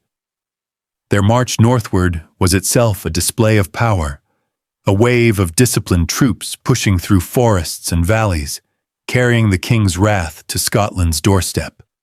Yet, despite the scale of the confrontation, the two kings did not meet on the battlefield. Instead, they faced one another across a tense negotiating table at Abernethy, a place heavy with symbolism, for it stood at the edge of Pictish and Scottish history. There, under pressure of Rufus's overwhelming force, Malcolm bent the knee. He swore loyalty to William Rufus, acknowledging him as overlord in a ritual submission that seemed, at least on the surface, a triumph for the English crown. But this oath was fragile. It was given not out of devotion, but from necessity. The submission was born from the shadow of Rufus's army, not from Malcolm's heart. The Scottish king returned to his lands restless, his pride wounded, his ambitions far from extinguished. 5 years later, in 1096, the fragile peace shattered. Once again, Malcolm led his warriors southward, taking advantage of Rufus's distractions on the continent. The northern shires again felt the burn of fire and the weight of sword. This time, however, Rufus was ready. He ordered a counterstrike, rallying his forces to meet the Scottish challenge with decisive force. The reckoning came in 1093 at Alnwick, deep in the north. There, amidst sleet and bitter winds, Malcolm and his eldest son Edward clashed with the forces of England. The fighting was brutal, savage, and short. Accounts speak of confusion in the melee, of swords glinting through the mist, of cries rising from the wounded. In the chaos, Malcolm and Edward fell, cut down in the thick of the struggle. Their deaths sent shockwaves through Scotland. The King of Scotland lay dead on foreign soil, his son beside him. In an instant, the political landscape of the north was transformed. Scotland was thrown into turmoil. Rival factions vied for the throne, alliances fractured, and the stability of Malcolm's long reign crumbled into uncertainty. Rufus, ever pragmatic, seized the moment. He did not seek conquest of Scotland in full. Such an endeavor would have stretched his resources too far. But he sought influence, control, and the tightening of England's grip over its neighbor. He threw his support behind one of the claimants to the Scottish crown, ensuring that whoever wore the diadem did so with English backing. Scotland, bruised and divided, could not resist the weight of England's power. For Rufus, these campaigns were more than a border dispute. They were proof of a principle that guided his reign. War was the instrument of dominance. To him, the sword was not merely for defense but for assertion, for bending rivals, whether in Normandy or in Scotland, to his will. He understood that the English crown could not rest securely while enemies gathered on its frontiers. By crushing opposition in the north, he safeguarded his kingdom and expanded its influence. Yet his Scottish wars also revealed the darker truth of his kingship, that peace under Rufus was rarely born of trust, but of fear. And fear, though powerful, is never permanent. By the closing years of his reign, William Rufus had become a figure both feared and despised, admired and detested in equal measure. To his knights and captains, he was the very embodiment of Norman vigor, a warrior king who never tired of campaigning, who rode at the head of his armies through rain, frost, and fire, and who demanded from his vassals the same ruthless energy that he himself possessed. Under his banner, England's borders were defended, Scotland humbled, and Normandy itself nearly brought under full submission. Yet the cost of such victories was steep. His subjects did not speak of him as a gentle or merciful ruler. Chroniclers, many of them clerics, remembered instead his arrogance, his laughter at sacred things, his mockery of priests and holy days, his ceaseless demands for coin to fund his wars and his pleasures. In their writings, William Rufus was no pious king anointed by God, but a profane tyrant with little regard for the church or its authority. They painted him in dark colors, a man who cloaked himself in splendor, surrounded by flatterers and men of vice, while the common folk bore the weight of his ambitions. At court, he cultivated an atmosphere unlike that of his father, William the Conqueror. Where the elder king had been stern but tempered by prudence, Rufus's court was notorious for excess. Feasting, gambling, and displays of luxury became its hallmarks. Knights swore their loyalty less through reverence than through opportunity, for Rufus was known to lavish rewards on those who served him with skill and ferocity. Yet just as quickly as he could grant favor, he could withdraw it, turning trusted men into bitter enemies. Still, beneath the condemnations and bitter accounts lies an undeniable truth. William II was among the most formidable monarchs of his generation. Few rulers of his age wielded the sword as unflinchingly or pursued power with such tireless resolve. He was a king forged in fire, hardened on the battlefields of England, Normandy, and Scotland, where only strength preserved the crown. His reign, for all its shadows, was one of unbroken dominance. Rebellion had been crushed, rivals humbled, and enemies slain. But if Rufus's life was one of ceaseless conflict, so too was his destiny bound to strife. His rule was not destined to close with the peaceful passing of a monarch secure in his throne. Instead, whispers and ill omens gathered around him. Even as the 12th century dawned, storms of fate were circling, not in the clash of armies, but in the stillness of the forest. And there, in the tangled woods of the New Forest, far from the battlefield, William Rufus would meet his end. Not in glorious combat, not at the head of his armies, but in shadows, felled by an arrow whose origin remains shrouded in mystery. His death would echo with suspicion and rumor, as violent and enigmatic as the life he had lived. Thus the warrior king passed into legend, remembered by some as a tyrant, by others as a conqueror, but by all as a ruler who wielded power like a blade, sharp, relentless, and always drawn. The story of William Rufus is not one of peace and prosperity. It is the story of a king who ruled by fire and iron, who fought to hold together the divided legacy of the conqueror, and who carved his authority with the blade of war. His victories in Normandy and Scotland secured his dynasty, but his fate would remind all that power, no matter how fierce, is never beyond the reach of destiny.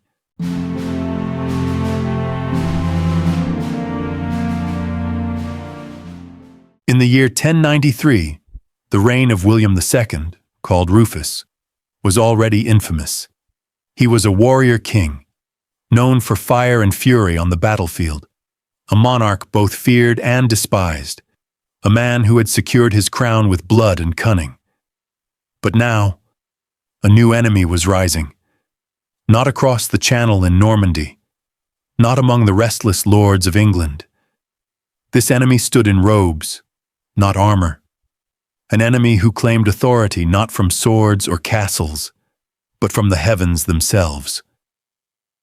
That man was Anselm of Bec, a humble monk, a theologian, a reluctant archbishop, and in his clash with Rufus, England would witness one of the most dramatic struggles between church and crown in the medieval world.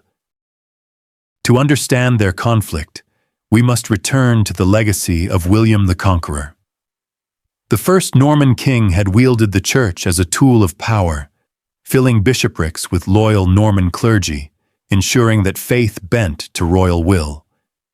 But the wider world of Christendom was changing. From Rome, the popes were issuing new decrees, demanding that kings kneel, that the church be free from worldly interference, that the crown no longer control the crozier, the staff of bishops. This was the investiture controversy, a storm sweeping across Europe.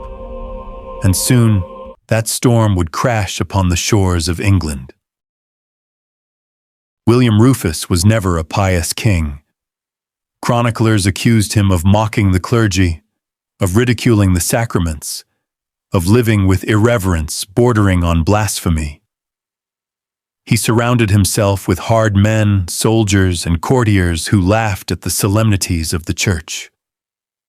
To him, the church was not holy. It was property. It was wealth. It was a weapon to be wielded. When bishops or abbots died, Rufus often refused to appoint successors. He seized their lands, drained their treasuries, and filled his coffers with church gold. To the king, bishoprics were not sacred seats. They were profitable estates. And so, by 1093, the Great See of Canterbury, the highest office of the English Church, had been left vacant for years, deliberately exploited by Rufus. But fate would not allow this vacancy to last. A sudden illness struck William Rufus. On his sickbed, believing death was near, the king was struck by fear, perhaps even by conscience. Desperate to secure the favor of heaven, he promised reform. He promised to restore the church. And under the pressure of his court, he nominated a man of great repute, Anselm, abbot of Bec. Anselm was a scholar, a man of profound intellect and humility, known across Europe for his writings on faith and reason. But he was no politician. He had no desire for the burdens of archbishopric power. Dragged almost against his will, Anselm was forced into the role of Archbishop of Canterbury. And thus began the uneasy partnership, one that would soon descend into open war. The first disputes came quickly. Anselm wished to reform the English Church, to restore its independence, to end the king's plundering of bishoprics. But Rufus would not release his grip. When Rome appointed Pope Urban II, Anselm insisted on recognizing him. But Rufus, ever suspicious of papal interference, resisted, seeing it as a threat to his sovereignty. Their conflict grew bitter.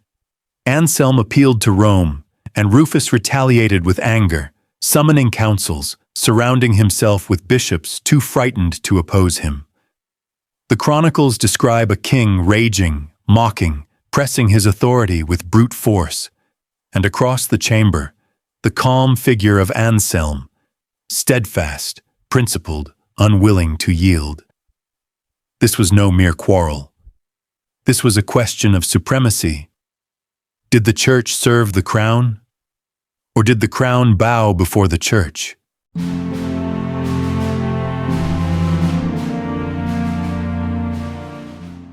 In the shadow of William the Conqueror's legacy, England stood as one of the richest realms in Christendom. But under William Rufus, the second Norman king, this wealth was not a blessing. It became a weapon, a tool of oppression, wielded with ruthless precision. William Rufus's reign was one of gold and blood. His crown gleamed brightly, but it was polished with the sweat of peasants, the fear of the nobility, and the fury of the church. To many, he was not a ruler appointed by God, but a tyrant who mocked both heaven and earth. To maintain his authority, Rufus needed money, and to acquire money, he was willing to strip England bare. He demanded relentless taxes, squeezing the peasantry until they could give no more. Villagers who once eked out survival under the heavy yoke of Norman rule now found themselves drowning under the demands of a king whose appetite for gold knew no end. Forests were declared royal property, not to feed the poor or provide wood for hearths, but to serve the king's obsession with hunting. Those caught poaching a deer or even gathering fallen wood risked brutal punishment, blinding, mutilation, or death. The new forest, created by his father, became a grim symbol of Norman cruelty, a paradise for the king, a prison for the people. The sheriffs, acting as the king's enforcers, became synonymous with corruption. They exacted brutal fines, confiscated lands, and extorted coin wherever they could. What the people saw was not justice, but the king's greed masquerading as law. As the years passed, the weight of Rufus's rule grew heavier. For the common folk, life was misery. Taxes climbed higher. Justice was corrupted. Fields lay barren under relentless levies. The people whispered in secret, fearing both the king's sheriffs and the forests that devoured their freedom. Chroniclers, writing with both fear and disgust, painted Rufus not as a king, but as a tyrant cloaked in scarlet. They claimed he mocked God, that he delighted in cruelty, that he drained the lifeblood of England for his own pleasure. Some even said that Rufus surrounded himself with courtiers of ill repute, men who feasted, hunted, and blasphemed as though judgment would never come. The sense of spiritual decay was everywhere. Where once churches had flourished, now abbeys fell into ruin, their lands pillaged, their monks impoverished. Where once nobles had stood proudly, they now cowered beneath the shadow of a crown that gleamed brighter than any sword.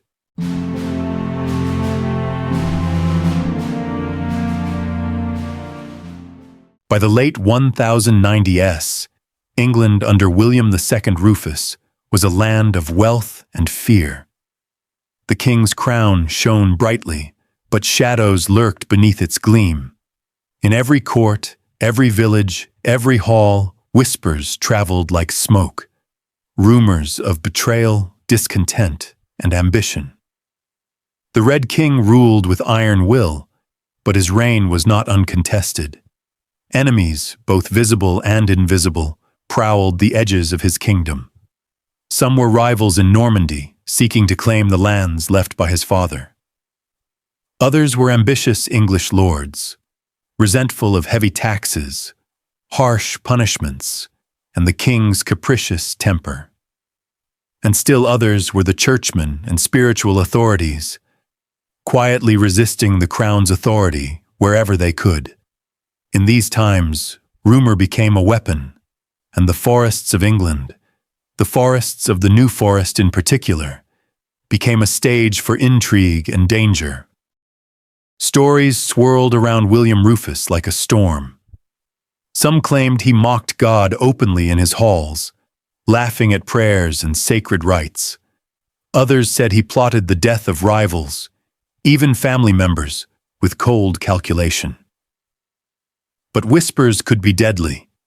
In an age without newspapers or public courts, a rumor could spread faster than any army, undermining loyalty and sowing fear. Nobles wondered who could be trusted. Courtiers questioned each other. Even allies looked over their shoulders. The king, aware of these rumors, grew ever more suspicious. His paranoia was legendary. Chroniclers record that he distrusted even his closest companions, questioning their loyalty at every turn. Friends became spies, alliances became fragile, and betrayal seemed to hang in the air like mist over the New Forest. William Rufus's enemies were not always obvious. Some were barons who coveted lands in Normandy or England, plotting quietly to undermine his authority. Others were clergy who defied his heavy-handed taxation, appealing secretly to Rome for intervention. One notable enemy was Robert Curthose, Rufus's older brother. Though defeated and forced to surrender Normandy, Robert remained a lingering threat. His supporters hoped that Rufus's reckless rule, combined with growing unrest, might provide an opportunity to reclaim power. Closer to home, the English nobility lived in a constant state of unease. For those who resisted Rufus's levies, punishment could be swift and brutal. Estates were seized, castles dismantled, or lords humiliated in public. Fear became a tool, wielded as deftly as any sword. Even the forests themselves became instruments of control. The New Forest was not just a hunting ground, it was a symbol of royal dominance. It enforced obedience, silenced dissent, and reminded the people that the king's reach extended into every corner of the land. The year is 1100. The summer sun burns over England, casting long shadows across the land. In the south, stretching through Hampshire, lies the New Forest, a place William the Conqueror himself once claimed for royal hunting. Its trees are dense, its clearings unpredictable, its silence broken only by the rustle of leaves and the flight of deer. To many, it is a place cursed. For already, William the Conqueror's own son Richard and nephew had met their end here. Yet William II, called Rufus, ignored the omens, dismissing whispers of doom as foolish superstition. The king, fierce, arrogant, restless, prepared for the hunt. Rufus was not a man at ease with quiet or reflection. His life was one of fire, battle, and command. Hunting gave him release, a chance to feel alive, to dominate nature as he did men. Yet as he rode into the New Forest that August day, he could not know he was riding toward his own fate. The company with him was small, but notable. Among them was Walter Tyrrell, a nobleman of good standing, skilled with the bow. Chroniclers later would seize on this name, repeating it in every tale of the king's death. But on that morning, there was nothing unusual about his presence. The deer scattered, horses trampled the earth, arrows whistled through the air. The hunt was fierce, chaotic, primal, the kind of scene Rufus loved. And then, an arrow flew. It is here the story fragments into uncertainty, myth, and rumor. Some said Walter Tyrrell loosed the shot by mistake, aiming at a stag. The arrow struck Rufus in the chest, piercing his lung. The king gasped, blood bubbling at his lips, and toppled from his horse onto the forest floor. Others whispered darker tales, that it was no accident at all, but murder, that the arrow was loosed not toward a deer, but straight toward the king.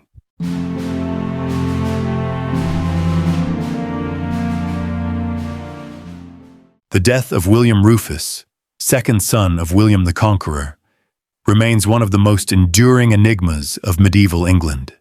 Found dead in the New Forest on August 2nd, 1100, pierced by an arrow during a royal hunt, Rufus's sudden end has left historians, chroniclers, and storytellers grappling with the truth for over 9 centuries. Was it a tragic accident, as the official tale suggests?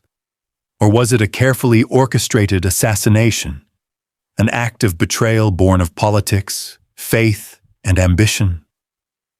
From the very beginning, suspicion lingered.